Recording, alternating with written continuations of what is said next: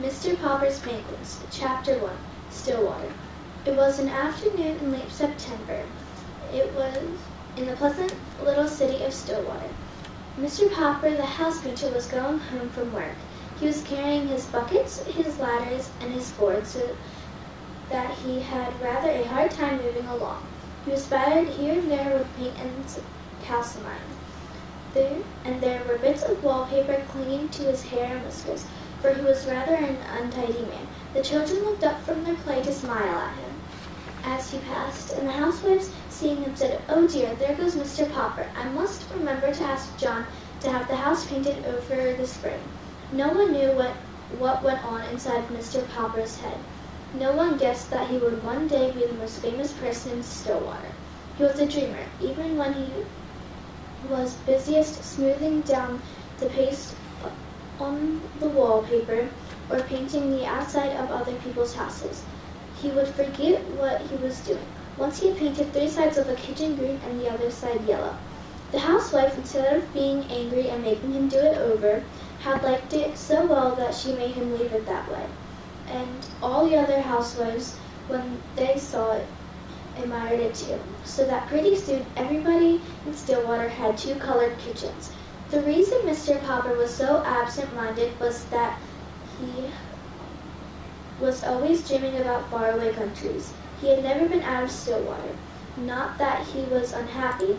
He had a nice little house of his own, a wife whom he loved dearly, and 2 children, named Janie and Bill. Still, it would have been nice, he often thought, if he could have seen something of the world before he met Mrs. Popper and settled down. He had never hunted tigers in India, or climbed the peaks of the Himalayas, or dived for pearls in the South Seas. Above all, he had never seen the poles. That was what he regretted most of all. He had never seen those great shining white expanses of ice and snow. How he wished that he could have been a scientist instead of a house painter in Stillwater, so that he might have joined some of the great polar expeditions. Since he could not go, he was always thinking about them.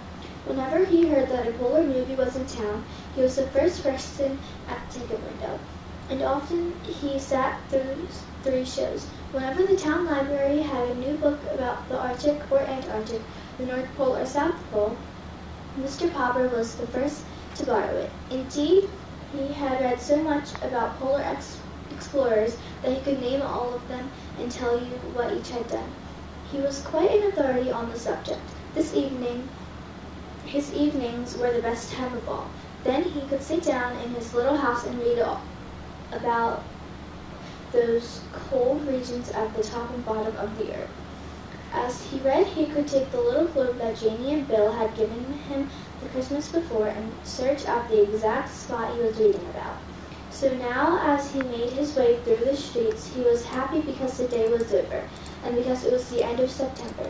When he came to the gate of the neat little bungalow at 432 Proudfoot Avenue, he turned in. "Well, my love," he said, setting down his buckets and ladders and boards and kissing Mrs. Popper, "the decorating season is over. I have painted all the kitchens in Stillwater, and I have papered all the rooms in the new apartment building on Elm Street. There is no more work until spring, when people will want their houses painted." Mrs. Popper sighed. "I sometimes wish you had the kind of work that lasted all year, instead of just from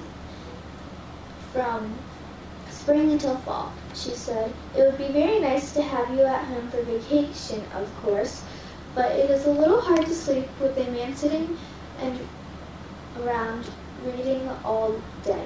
I could decorate the house for you." "No, indeed," said Mrs. Popper firmly. "Last year you painted the bathroom 4 different times because you had nothing else to do, and I think that is enough of that. But what worries me is the money. I've saved a little, and I dare say we can get along as we have other winters. No more roast beef, no more ice cream, not even on Sundays." "Shall we have beans every day?" asked Janie and Bill, coming in from play. "I'm afraid so," said Mrs. Popper. "Anyway, go wash your hands for supper, and Papa, put away this litter of paints because you won't be needing them for quite a while."